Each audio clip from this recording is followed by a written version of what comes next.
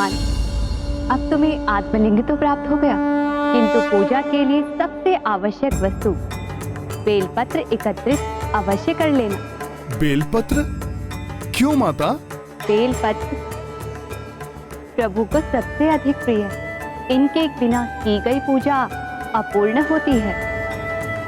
अतः अपने भोले बाबा को शीघ्र प्रसन्न करना है तो बेलपत्र लेना ना भूलना, क्योंकि बेलपत्र की उत्पत्ति देवी लक्ष्मी के कारण इस संसार में हुई और उन्हीं के कारण बेलपत्र प्रभु शिव जी को अर्पित किए जाते हैं। माता, समय तो बहुत ही कम शेष है, किंतु हो सके तो आप ही मेरी जिज्ञासा शांत करें। बताएं, क्या हुआ था? क्यों बेलपत्र का इतना महत्व है? तो सुनो हनुमान, देवी लक्ष्मी विष्णु जी को प्रिय तो है ही, किंतु फिर भी एक समय उन्होंने विष्णु देव से वरदान मांगा कि वे सदैव आपके हृदय में वास करना चाहती हैं। स्वामी, मुझे वरदान दीजिए ना कि मैं आपकी सेवा तो करती रहूं, किंतु आपके हृदय में भी मेरा ही वास सदैव रहे। प्रिय, आपको ये वरदान तो मात्र प्रभु भोलेनाथ ही दे सकते हैं। भोलेनाथ? किंतु स्वामी, मुझे तो आपके हृदय में रहना है, फिर भोलेनाथ से वरदान क्यों मांगूं? क्योंकि अनंत काल से ही मेरा हृदय उनकी भक्ति में ही लीन है। अतः मेरा हृदय जिसमें तुम भी बसती हो मुझसे अधिक भोलेनाथ का है। बस फिर देवी लक्ष्मी देवेश्वर को प्रसन्न करने के लिए कैलाश पर्वत के अंचल में स्थित एक भव्य मंदिर में आकर हवन पूजन आदि करने लगी। ओम नमः शिवाय, ओम नमः शिवाय, ओम नमः शिवाय, ओम नमः शिवाय, ओम नमः शिवाय। दिवस बीते, मास निकलने लगे, ऋतुएं परिवर्तित होती रही, किंतु देवी लक्ष्मी निर्जल निराहार हवन पूजन करती रही। निद्रा का भी त्याग कर दिया था उन्होंने। ओम नमः शिवाय, ओम नमः शिवाय, ओम नमः शिवाय, ओम नमः शिवाय, ओम नमः शिवाय, ओम नमः शिवाय। देवी लक्ष्मी का ये हवन पूजन सहस्त्रों वर्षों तक चला, किंतु देवी लक्ष्मी ना तो क्लांत हुई और ना ही पूजा से उठी।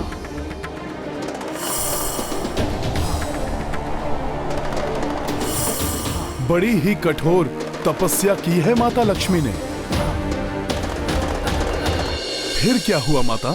फिर हनुमान इस घोर तप को और प्रगाढ़ बनाने के लिए देवी लक्ष्मी अपने अंग काटकर अग्नि में आहुति देने लगी।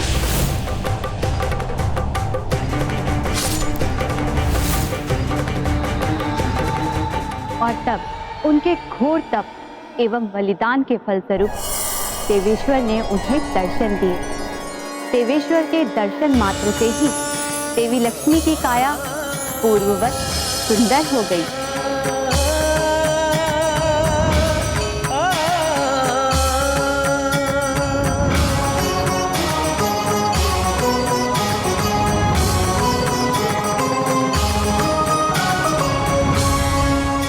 प्रणाम प्रभु।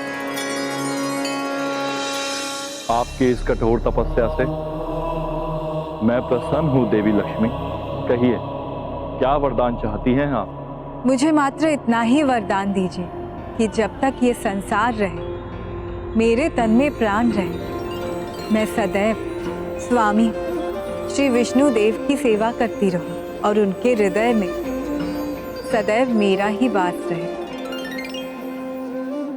तथास्तु।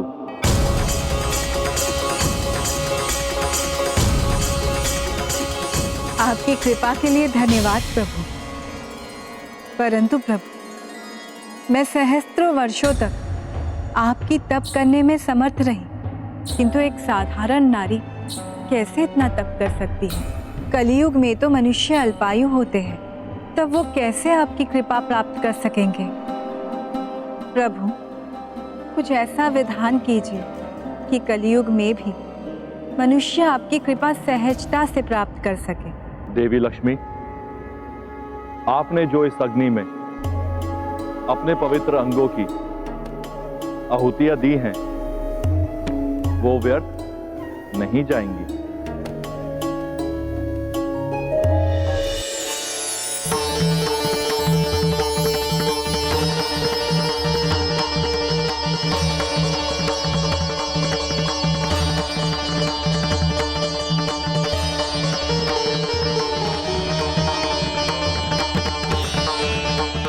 देवी, आपने जो बलिदान दिया है उसका सुफल अब समस्त संसार को भी प्राप्त होगा।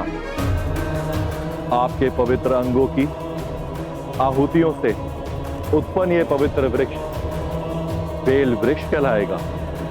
इसके बेल पत्रों को अब से जो भी शिवलिंग पर चढ़ाएगा उसे आपके तप के समान ही पुण्य की प्राप्ति होगी।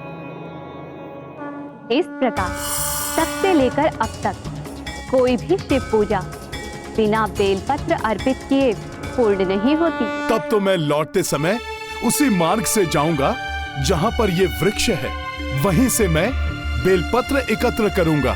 वो वृक्ष तुम्हें कैलाश क्षेत्र के घने वन में मिलेगा हनुमान। किंतु स्मरण रहे, भगवान को अर्पित करने के लिए जो बेलपत्र तुम चुनो वो 3 पत्र, सुंदर एवं बिना छिद्र के होना चाहिए। माता, किंतु 3 पत्र वाला ही क्यों? हनुमान, ये समस्त सृष्टि रजोगुण, सतोगुण एवं तमोगुण के आधार पर रचित हुई है। रजोगुण द्वारा ब्रह्मदेव सृष्टि रचते हैं, सतोगुण द्वारा विष्णुदेव सृष्टि का संचालन करते हैं एवं तमोगुण द्वारा महादेव सृष्टि का संहार करते हैं।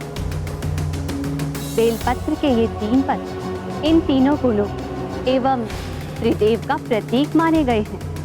किंतु ये भी स्मरण रखना कि सूर्यास्त के पश्चात बेलपत्रों को नहीं तोड़ा जाता है। अवश्य माता, मैं स्मरण रखूंगा। और ये भी स्मरण रखना हनुमान कि तुम किसी भी मार्ग से जाओ, कितनी भी बाधा आए, किंतु आत्मलिंग को धरा पर मत रखना, अन्यथा ये वहीं स्थापित हो जाएगा। मैं स्मरण रखूंगा प्रभु। अब आपका ये पूज्य आत्मलिंग प्रभु श्री राम के नेत्रों के समक्ष ही स्थापित होगा। प्रभु, मुझे आज्ञा दीजिए। प्रणाम प्रभु। प्रणाम माता।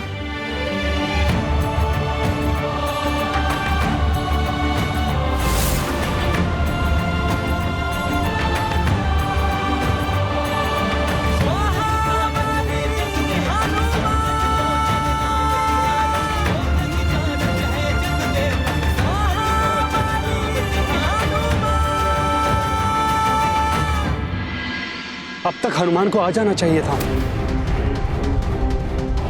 किंतु मुहूर्त तो कल प्रातः तक का है, इसलिए कोई चिंता करने की आवश्यकता नहीं है। समय शेष है अभी, बस पुत्र हनुमान के समक्ष कोई बाधा ना आ जाए।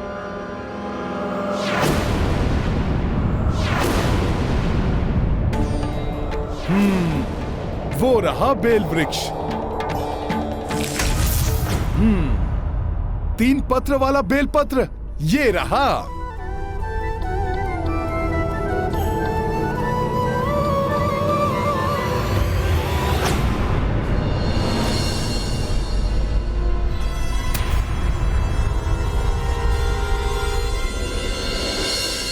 हनुमान, स्मरण रहे, सूर्यास्त के पश्चात बेलपत्रों को नहीं तोड़ा जाता है।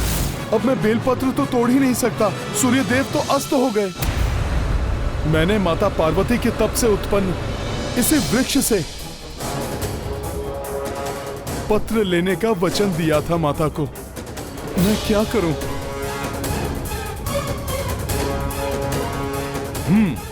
प्रातः तक मैं यहीं रुकता हूं। सूर्यदेव की प्रथम किरण पड़ते ही मैं बेलपत्र एकत्रित करके शीघ्र अतिशीघ्र प्रभु के पास पहुंच जाऊंगा। कठिन तो है, किंतु मैं संभव कर लूंगा। भोले बाबा के आत्मलिंग को मैं धरा पर भी तो नहीं रख सकता।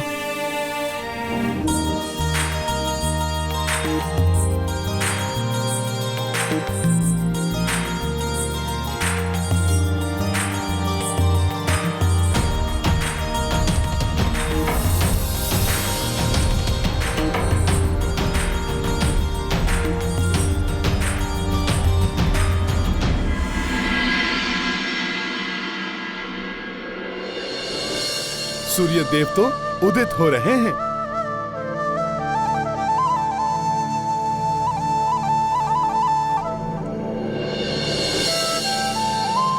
अब इनकी प्रथम किरण पड़ते ही मैं बेलपत्र एकत्रित कर लूंगा।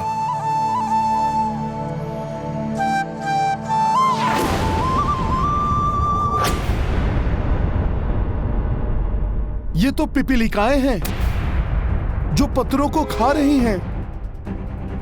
भगवान को अर्पित करने के लिए जो बेलपत्र तुम चुनो वो 3 पत्र सुंदर एवं बिना छिद्र के होना चाहिए। ये तो सभी पत्र छिद्रित दिखाई दे रहे हैं। क्या करूं? हाँ, वो पत्र खंडित नहीं है।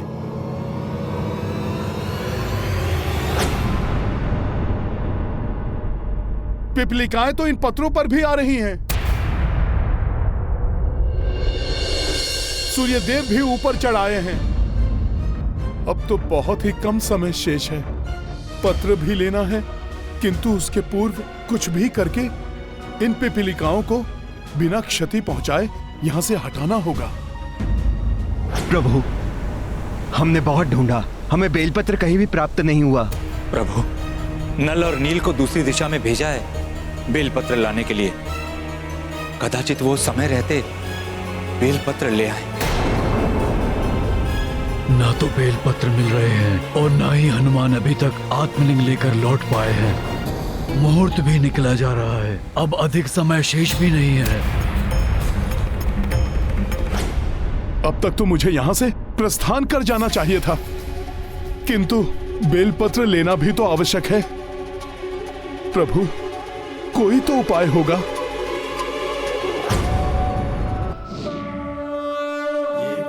ये मधु रुचिकर लीला राम भगत की जय जय जय रघुनंदन राम जय जय जय महाबली हनुमान।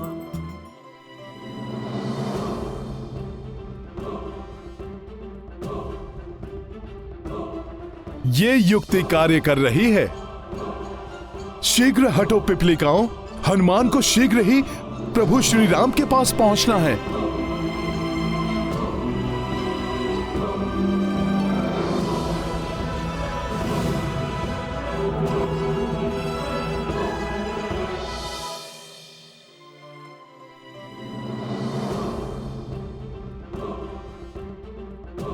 सूर्योदय तो कब का हो चुका है, किंतु हनुमान के आने का कोई संकेत दिखाई नहीं दे रहा।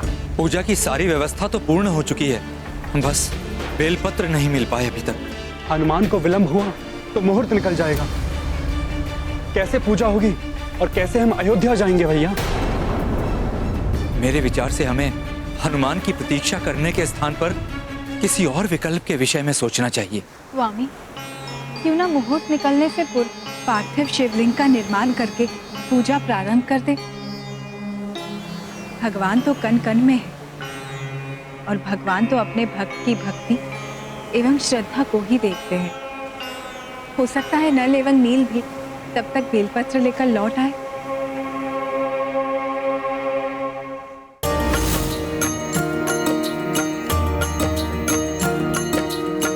इत हनुमाना शिवलिंग लावे, उतलिंग पार्थिव राम बनावे। जलाभिषेक किए अवध बिहारी, इतने में हनुमत भी पधारे।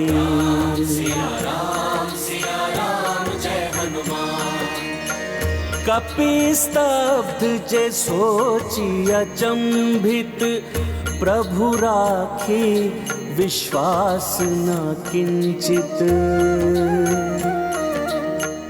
पवन तनय मन में अकुलाए, लोचन में अश्रु भर आए। सिया राम जय हनुमान। मेरी प्रतीक्षा क्यों नहीं की प्रभु ने? क्या उन्हें मुझ पर विश्वास नहीं रहा? कैसा दुर्भाग्य है ये। हनुमान आ गए।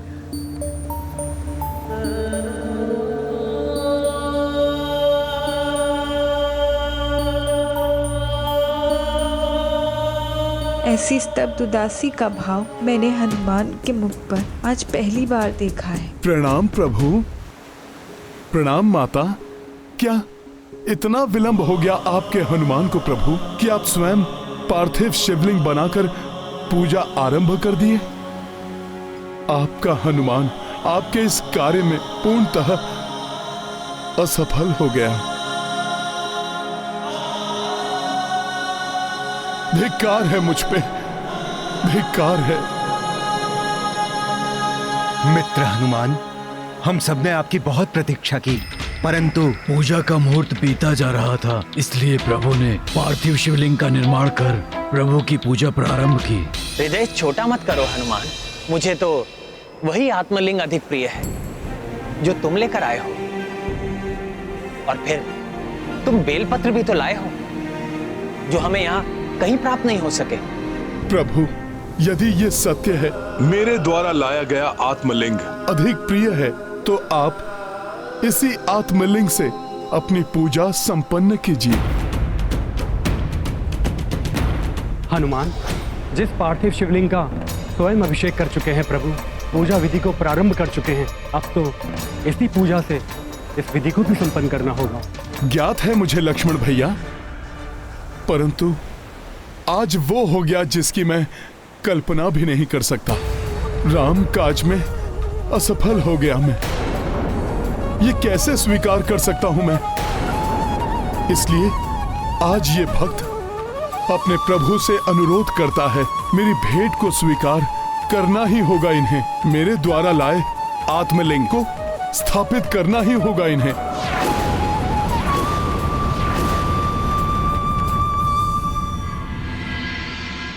और प्रभु, यदि आप मेरे इस अनुरोध का मान नहीं रखना चाहते, तो मेरे द्वारा लाए गए इस आत्मलिंग का भी यहाँ कोई महत्व नहीं। तब तो यही उत्तम रहेगा कि मैं अभी जाकर प्रभु महादेव को उनका आत्मलिंग लौटा दूं।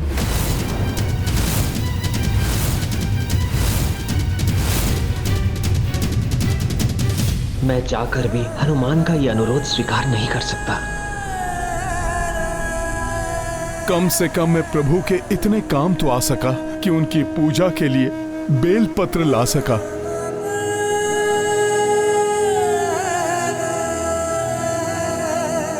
ये लीजिए प्रभु।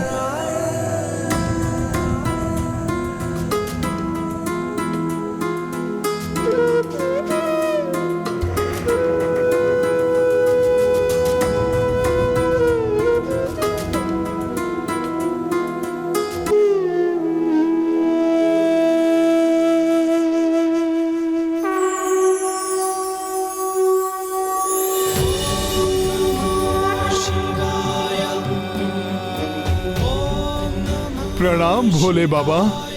प्रणाम प्रभु। कल्याण हो। हनुमान, तुम्हारे विलंब और प्रभु श्री राम के द्वारा यहाँ पार्थिव शिवलिंग को बनाने के पीछे भी एक बहुत बड़ा उद्देश्य है।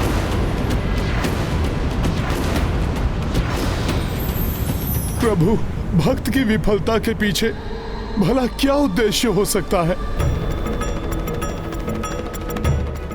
प्रभु, भक्त की विफलता के पीछे भला क्या उद्देश्य हो सकता है? भक्त और भगवान दोनों के हाथों दो पृथक लिंग एक साथ स्थापित होने का उद्देश्य है हनुमान। इसलिए तुम विफल नहीं सफल हुए हो। भक्त प्रभु की भक्ति तो करता ही है, परंतु वो अपने प्रभु से हट करने का अधिकार भी रखता है। इसलिए आज यहाँ भक्त और भगवान दोनों ही लिंग स्थापित करेंगे। भगवान द्वारा स्थापित लिंग को जगत राम लिंगम पुकारेगा और भक्त द्वारा स्थापित विश्वलिंगम कहलाएगा। आज से यह स्थान रामेश्वरम के नाम से परिचित होगा। मैं घोषणा करता हूं कि जो भी यहाँ पूजा के लिए आएगा वो मेरे द्वारा स्थापित पार्थिव शिवलिंग से पूर्व हनुमान के द्वारा लाए आत्मलिंग का अभिषेक करेगा। इस पुण्य तीर्थ स्थल पर ऐसे पूजा करने वालों के समस्त दुखों और पातकों का नाश होगा। हर हर महादेव, हर हर महादेव, हर हर महादेव। जय श्री राम।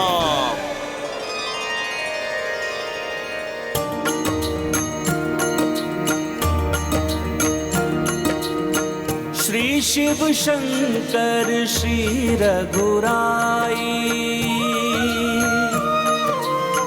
हनुमत पर आशीष बरसाई।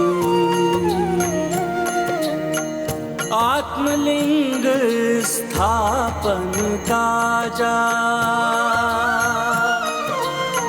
प्रभु निर्देशा कपीश ने साजा। सिया राम जय हनुमान, राम सिया राम जय हनुमान। ये गाथा महाबली हनुमत की, रुचिकर लीला राम भगत की। जय जय जय रघुनंदन राम, जय जय जय महाबली हनुमान। जय जय जय रघुनंदन राम, जय जय जय महाबली हनुमान। प्रभु, पूजा संपन्न हो गई। अब हमें प्रस्थान करना चाहिए। हाँ स्वामी, अब हमें तनिक भी विलंब नहीं करना चाहिए, क्योंकि आपके ही समान आपके अनुज भरत भैया भी रघुकुल रीति सदा चली आई। प्राण जाए पर वचन न जाए, युक्ति का पालन अपने प्राण देकर भी करेंगे।